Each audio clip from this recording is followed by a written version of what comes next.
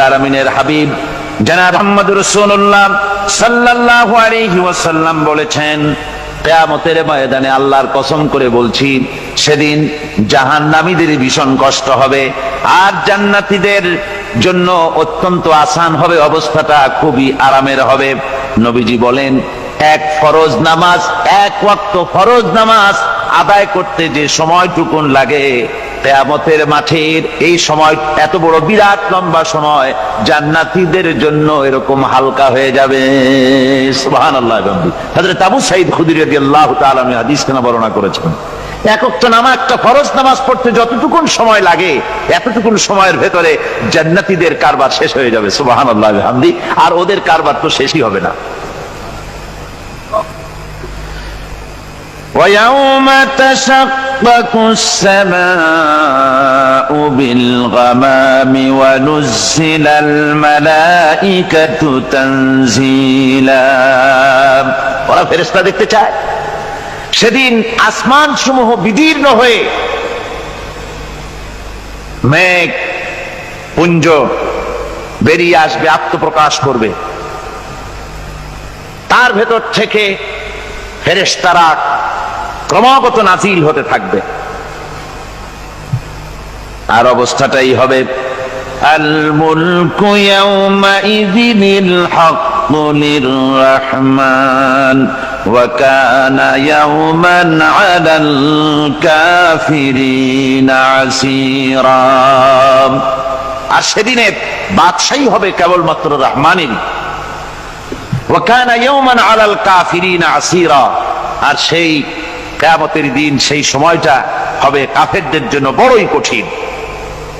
এখানে কিয়ামতের কিছু কথা বলা হচ্ছে, কিছু আভাস দেওয়া হচ্ছে যে আসমান সমূহ বিদীর্ণ হয়ে মেঘ পিণ্ড বেরিয়ে আসবে এবং তার থেকে ক্রমাগত ফেরেশতারা নাজিল হতে থাকবে।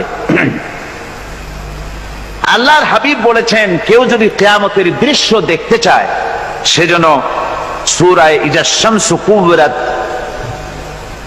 ওয়া ইযা সামাউ ফাতারাত, ইযা সামাউ শাক্কাত, এই সূরাগুলি যেন পড়ে, তাহলে কিয়ামতের দৃশ্য তার চোখের সামনে প্রতিভাত হবে। কিয়ামতের দৃশ্যটা আসলে কেমন হবে সেই সূরাগুলি তেলাওয়াত করলে সে বুঝতে পারবে। যেমন আল্লাহ পাক বলছেন, إذا السماء فطرت وإذا الكواكب انتثرت وإذا البحار فجرت وإذا القبور بعثرت।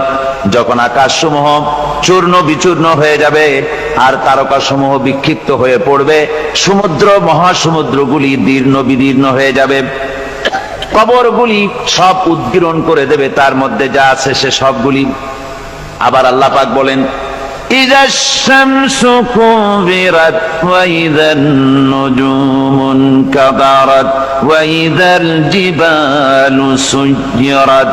সূর্য যখন ঢেকে যাবে, তারকাগুলি যখন বিপর্যস্ত হয়ে যাবে আর পাহাড়গুলি যখন চালিয়ে দেওয়া হবে, এই দৃশ্য তোমরা দেখতে পাবে।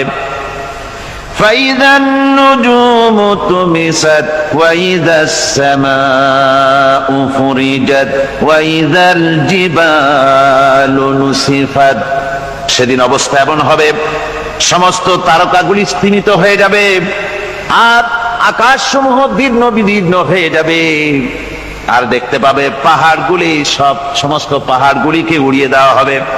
আবার অবস্থা আরো কি হবে, فإذا برق البصر وخسف القمر وجمع الشمس والقمر।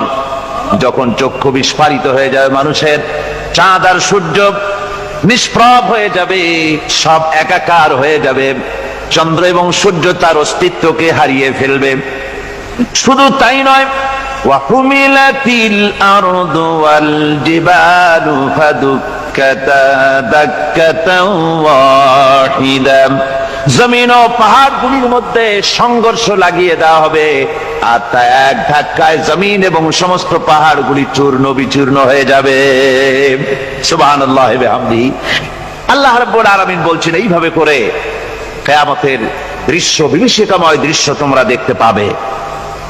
আর সেদিনের রাজত্বটা কার হবে? আল মুলকু ইয়াউমাইযিনিল হাক্কু লির-রাহমান। সেদিনের রাজত্ব হবে কেবলমাত্র রহমানের। অর্থাৎ যেসব কৃত্রিম বাদশাহী দেখে তোমাদের চোখে ধাঁধা লেগে গিয়েছে, তোমাদেরকে দুনিয়ার বাদশাহী দেখে তোমরা ধোঁকায় পড়ে গিয়েছো, এসব বাদশাহী কিছুই টিকবে না সেদিন। সেদিন শুধু বাদশাহী থাকবে একমাত্র আল্লাহ পাকের। কার থাকবে বাদশাহী? জোরে বলেন কার? আল্লাহ রাব্বুল আলামিন যখন কিছুই থাকবে না ঘোষণা করবেন লিমানিল মুলকুল ইয়াউম লিল্লাহিল ওয়াহিদুল কাহ্হার। আজকে কার রাজত্ব? চারিদিক থেকে আওয়াজ আসতে থাকবে, পরাক্রমশালী আল্লাহ রাব্বুল আলামিনের রাজত্ব। আর কারণ নয়, হাদিস শরীফে এসেছে, বুখারী মুসলিম শরীফের হাদিসে এসেছে, আল্লাহর নবী বলেন আল্লাহ রাব্বুল আলামিন তখন তার এক হাতে আকাশ মণ্ডলীকে ধারণ করবেন, আর এক হাতে জমিনকে ধারণ করবেন। আকাশ মণ্ডলী এক হাতে, জমিন এক হাতে। এভাবে আল্লাহ রাব্বুল আলামিন বলবেন আইনাল জাব্বারুন আইনাল মুতাকাব্বিরুন। কোথায় সেই স্বৈরাচারীরা? কোথায় সেই দুর্বিনীত অহংকারী স্বৈরাচার যারা আমার জমিনের উপরে, আমার মানুষের উপরে রাজত্ব চালিয়েছে? তারা আজকে কোথায়? কোথায় সেই অহংকারীরা? আল্লাহ পাক সেদিন যে বলবেন, সেদিন তো বলবেন, কিন্তু দুনিয়ার মাঝেও স্বৈরাচার যারা, অহংকারী যারা, তাদের শাস্তি পৃথিবীর বুকেও দেন। আর সেদিন তো দিবেনি। কত স্বৈরাচার আমরা দেখলাম, কত অহংকারী দেখলাম, যাদের তর্জনী হেননে লক্ষ কোটি কোটি মানুষ উঠতো আর বসতো। তাদের জিল্লাতির সঙ্গে আল্লাহ রাব্বুল আলামিন কতজনকে বিদায় করে দিলেন। ফুলের মালা নিয়ে কুলাতে পারে নাই, পা থেকে শুরু করে গলা পর্যন্ত ফুলের মালা দিয়া ডুবাই দিল ভক্তরা। আবার আল্লাহ রাব্বুল আলামিন এমন শাস্তি দিলেন, ফুলের মালার পরিবর্তে জুতার মালা নিয়ে জেলের মধ্যে ঢুকাইয়া দিলেন। ঠিক কিনা গণ? অহংকারী আর স্বৈরাচার যারা হয়, আল্লাহ পাক এভাবে তাদের দৃষ্টান্ত দেখিয়ে দেন। আমরা কত দেখলাম, 9 বছরের রাজা, 10 বছরের সাজা। পৃথিবীর মুখে যারা অহংকার করে, যারা স্বৈরাচার হয়, আল্লাহর আইনকে যারা বৃদ্ধাঙ্গুষ্টি প্রদর্শন করে, আল্লাহ পাক তাদের জমিনেও দেখান। এখানে চূড়ান্ত ফয়সালা আল্লাহ করেন না, আসল ফয়সালার জায়গা তো আছেই, তবে এখানে নমুনা দেখায় দেন। কিন্তু মুশকিল হচ্ছে, ইতিহাসের সবচাইতে বড় শিক্ষা হলো ইতিহাস থেকে মানুষেরা শিক্ষা গ্রহণ করে না।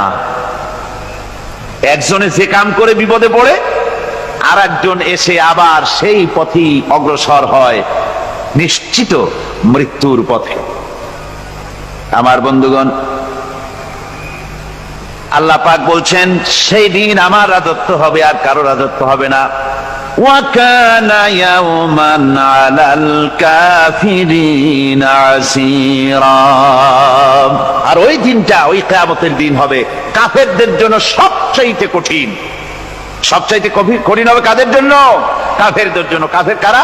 কাফের হচ্ছে তারা যারা নাকি আল্লাহর আইনকে অস্বীকার করেছে, আল্লাহকে অস্বীকার করেছে, আল্লাহর আইনকে অস্বীকার করেছে। ওরা কি? কাফের। কুফর শব্দের অর্থ হচ্ছে গোপন করা। এই জন্য অন্ধকার রাতকে আরবিতে কাফের বলা হয়েছে, অর্থাৎ যা সব জিনিসকে অন্ধকার দিয়ে ঢেকে দেয়। তো কুফর হচ্ছে সেই জিনিস যা মহাসত্যকে ঢেকে দেয়, সত্যকে, মহাসত্যকে ঢেকে দেয় যে জিনিস, সেটাকে কুফর বলা হয়। আর এই কাফের অন্ধকারে ঘুরে মরে, সে কোন আলোর খোঁজ পায় না। আল্লাহ রাব্বুল আলামিন বলেন, কাফেরদের কথা এখন শোনাচ্ছেন আল্লাহ পাক, ওয়াল্লাযীনা কাফারু আউলিয়াউহুমুত তাগুতু ইউখরিজুনাহুম মিনান নূরি ইলাজ যুলুমাত। যারা কাফের, যারা কুফরি অবলম্বন করেছে, তাদের সাহায্যকারী আর পৃষ্ঠপোষক হচ্ছে তাগুত। তাগুত বলা হয় সেই শক্তিকে যে শক্তি শুধু নিজেই আল্লাহর আইন অমান্য করে বসে থাকে না, বরং অন্যদেরকেও আল্লাহর আইন অমান্য করতে বাধ্য করে। ওদেরকে আরবিতে কি বলা হয়? তাগুত বলা হয়। আর এই তাগুতি শক্তি, এই তাগুত হয় তার সাহায্যকারী, যা তাকে আলো থেকে টেনে অন্ধকারের ভেতরে নিয়ে যায়। আর কাফের হচ্ছে আল্লাহ পাকের ভাষায় অর্থাৎ কোরআনের ভাষায় কাফের হচ্ছে সবচাইতে নিকৃষ্ট প্রাণী, সবচাইতে নিকৃষ্ট জীব। মহাসত্যকে যারা অস্বীকার করেছে, যারা আল্লাহকে মানে না, যারা আল্লাহর কোরআনকে মানে না, যারা ইসলামকে স্বীকার করে না, তারা সবচাইতে নিকৃষ্ট প্রাণী। আল্লাহ রাব্বুল আলামিন বলেন, ইন্না শাররাদ দাওয়াবি ইনদাল্লাহিল্লাযীনা কাফারু ফাহুম লা ইউমিনুন। নিশ্চয়ই আল্লাহর জমিনে সব বিচরণশীল জীব যত আছে, আল্লাহ বলছেন আমার জমিনে বিচরণশীল জীব যত আছে তার মধ্যে সবচাইতে নিকৃষ্ট প্রাণী হলো যারা ঈমান আনে নাই, যারা বিশ্বাস করেন আমি আল্লাহকে, যারা পরকালকে বিশ্বাস করে নাই, যারা কোরআনকে বিশ্বাস করে নাই, যারা ইসলামকে বিশ্বাস করে নাই, পৃথিবীর মধ্যে তারা সবচাইতে নিকৃষ্টতম প্রাণী। আল্লাহ বলেন শুধু নিকৃষ্ট জনক নিকৃষ্ট প্রাণী বললেই সারে না, এরা হলো চতুষ্পদ জানোয়ারের মতো। কে বলতেছেন? আমি বলছি না, কিন্তু আল্লাহ পাক বলতেছেন চতুষ্পদ জানোয়ারের মতো কাফেরেরা। وَمَثَلُ الَّذِينَ كَفَرُوا كَمَثَلِ الَّذِي يَنْعِقُ بِمَا لَا يَسْمَعُ إِلَّا دُعَاءً وَنِدَاءً। এই কাফেরদের দৃষ্টান্ত হচ্ছে সেই রাখালের মতো, যে রাখাল তার পশুদেরকে ডাকে, আর ওই পশুরা একটা ডাক শোনে মাত্র, কিন্তু কি যে বলে তা তো পশুতে বোঝেন। কথা বুঝতে পেরেছে? সুম্মুন বুকুমুন উমিয়ুন ফাহুম লা ইয়াকিলুন। এরা বোবা, এরা বধির, এরা অন্ধ, এ কারণেই কোনো কথা বোঝে না। এরা চতুষ্পদ জানোয়ারের চাইতেও নিকৃষ্ট। যাদেরকে আমি আল্লাহ বলেন, যাদেরকে আমি চোখ দিলাম, চোখ থাকতে হক দেখলো না, সব দেখলো। হক দেখে নাই চোখ দিয়া, এই চোখ দিয়া সব দেখলো। নারীর সৌন্দর্য উপভোগ করলো, আর নারীর অঙ্গ প্রত্যঙ্গ নিয়ে নানা ধরনের গল্প লিখলো, কবিতা লিখলো, কিন্তু এই সৌন্দর্য যিনি দিলেন তারেও চিনল না। আছে না কত কবি আমাদের দেশে? আমার দেশের সেই কবি জাতীয় পুরস্কার পায় যে কবি নারীর বিশেষ বিশেষ অঙ্গ নিয়ে বেশি করে নির্লজ্জ কবিতা লিখতে পারে, ওই হলো সবচেয়ে বড় কবি। আমার বন্ধুগণ, একজন বুজুর্গ ব্যক্তি তিনি পথ দিয়ে যাচ্ছিলেন, তো সে পথে এক সুন্দরী যুবতী মেয়েকে দেখে সেই যুবতী মেয়ের দিকে এই বুজুর্গ ব্যক্তি এক নজরে তাকায় আছে। তখন এই ঘটনাটাকে কবি এভাবে লিখতেছেন সাজায়, একদা সুখদায়ক প্রমোদা বদন দর্শন করিব ঝরিল নয়ন, হেসে কহে সে রূপসী সবিস্ময় মন, কহ দেখি মহাশয় কহ কি কারণ, বিষয় বিরাগী তুমি ভুবনে প্রচার, কি হেতু জন্মিল তব মানস বিকার, সামান্য ললনা রূপ করি দর্শন, উচিত না হয় তব অশ্রু বরিশন। বুজুর্গ ব্যক্তি ওই মহিলার দিকে তাকিয়ে তাকিয়ে কাঁদতেছেন। সুন্দরী মহিলা বলেন, আল্লাহর বুজুর্গ বান্দা, আপনি এলাকার ভিতরে বুজুর্গ এবং পীর হিসাবে, বুজুর্গ ব্যক্তি হিসাবে আপনি বিখ্যাত। আজকে আমাকে এখানে দেখে আপনি আমার দিকে তাকায় আমার রূপ উপভোগ করতেছেন আর কাঁদতেছেন।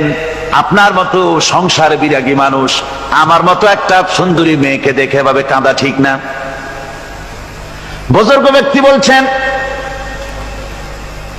হেসে কহিলাম বালে করহ শ্রবণ, নেত্র ঝরে তবু হেতু ভেব না এমন, যে শিল্পী রচিল ওই সুধাংশু বদন, তাহার তরে ঝরে নেত্র নয়নে জীবন। ও আল্লাহর বান্দি, আমি তোমাকে দেখি কান্দি না, আমার চোখে পানি বেরিয়ে গেছে। তোমারে দেখে আমি মনে মনে ভাবলাম, এত সুন্দর করে যিনি মানুষ বানিয়েছেন, না জানি ওই আল্লাহ রব্বুল আলামিন কত বড় সুন্দর। আমার ভাইরা, সুতরাং চোখ থাকতে ওরা আল্লাহ রাব্বুল আলামিনের কুদরত ওরা দেখে নাই, কান থাকতে কোরআনের আওয়াজ ওদের কানের মধ্যে ঢোকে নাই, বিবেক থাকতে আল্লাহর দ্বীনকে বুঝতে পারে নাই, চিন্তা করতে পারে নাই। আল্লাহ রাব্বুল আলামিন বলেন, উলাইকা কাল্লানাম, এরা হলো চতুষ্পদ জানোয়ার, বালহুম আদাল, শুধু জানোয়ার না, জানোয়ারের চাইতেও নিকৃষ্ট। এমনই জানোয়ার, আল্লাহ বলেন শুধু জানোয়ার না, জানোয়ারের মতো শুরু খায় জনমের মতো। ওয়াল্লাযীনা কাফারু ইয়াতামাত্তাউনা ওয়া ইয়াকুলুনা কামা তাকুলুল আনআম। এই কাফেরগুলির কাম শুধু ফুর্তি করা, গান বাজনা, নাটক, গল্প, এই সব কাজ তাদের। নামাজ নাই, রোজা নাই, আল্লাহর চিন্তা নাই, তাহাজ্জুদ নাই, পরহেজগারি নাই, শুধু গান আর নাচ। দেখেন না ফুর্তি। এই যে 1 জানুয়ারি রাত 12টার সময় আমার ঘুম ভেঙে গেল, এই যেখানে আমি ছিলাম, বিকট আওয়াজ। আমি মনে করলাম পাশের বাড়ি বুঝি ডাকাত পড়ছে। পরে বাড়িওয়ালা আমাকে বললেন যে ডাকাত না, বোধহয় এই নিউ ইয়ার সেলিব্রেট হচ্ছে, নতুন বৎসর উদযাপন হচ্ছে বোমা দিয়ে, শহরবাসীর আরামের ঘুম হারাম করে এগুলি করা হচ্ছে। এ তো গেল 1 জানুয়ারি। আর যখন আমাদের নিজেরটা যখন আসে, অর্থাৎ 1 বৈশাখ, তখন দেখছেন অবস্থা 1 বৈশাখে।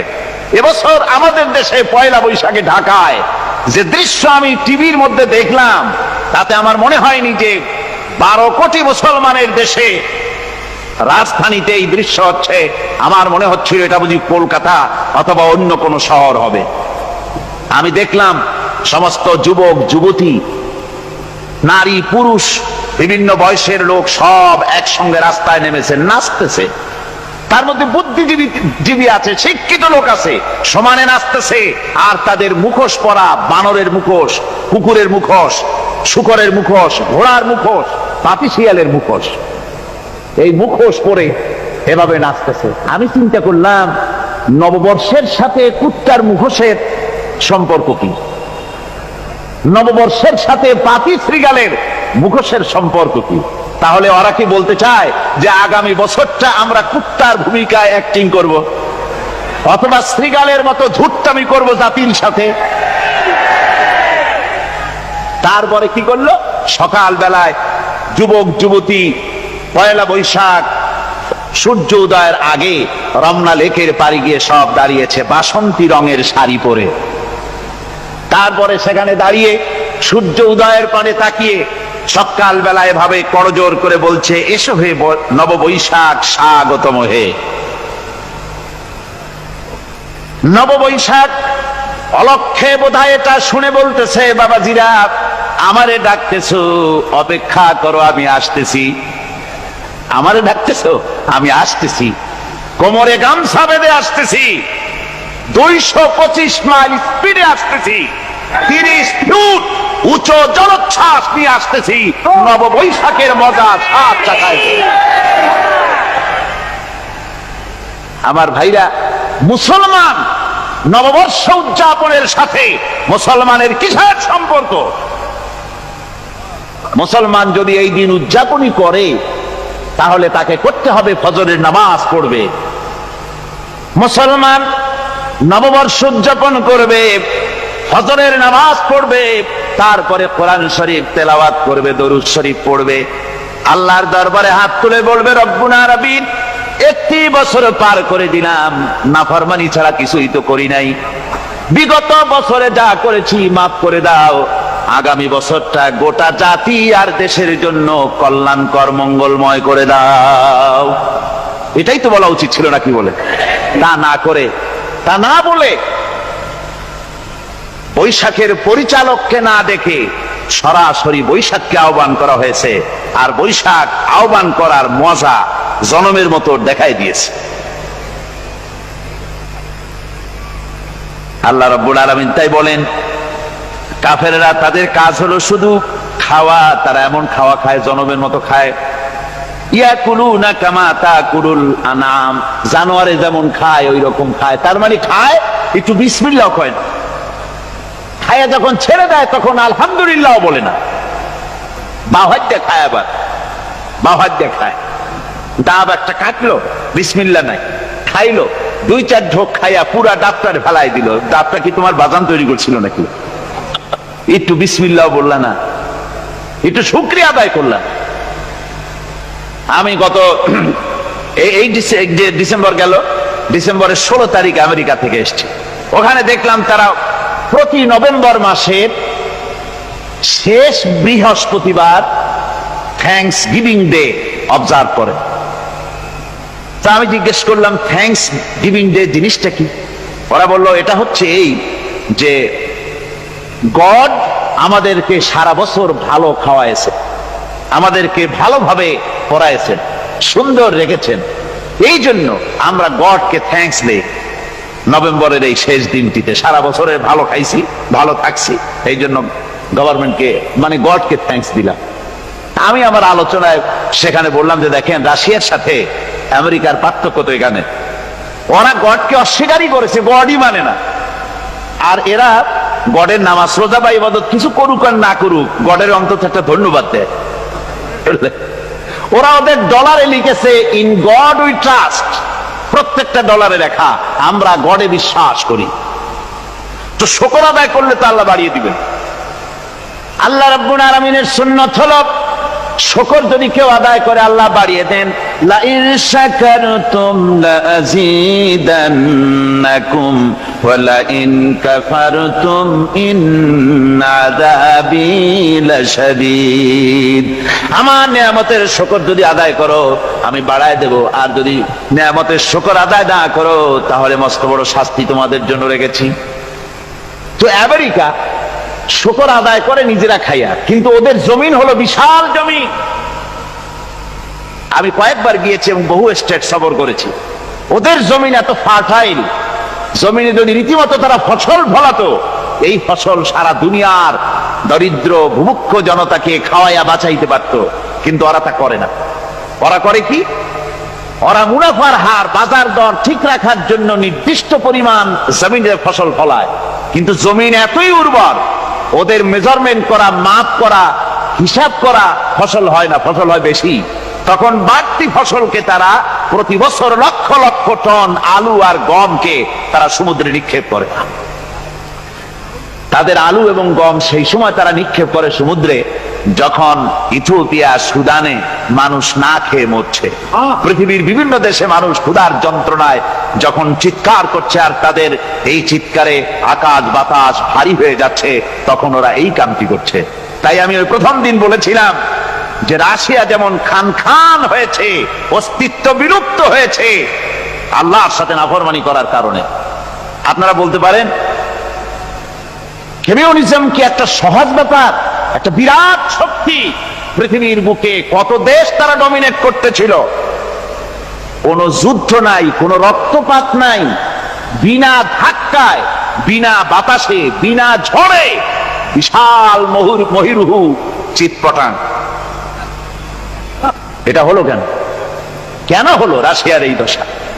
আমি লালদিঘির ময়দানে বলে গেছিলাম, আমি চিন্তা করে যেটা পাইছি সেটা হচ্ছে এই, দুনিয়ার সমস্ত মতবাদ আল্লাহকে কোনো না কোনো প্রকারে স্বীকার করে।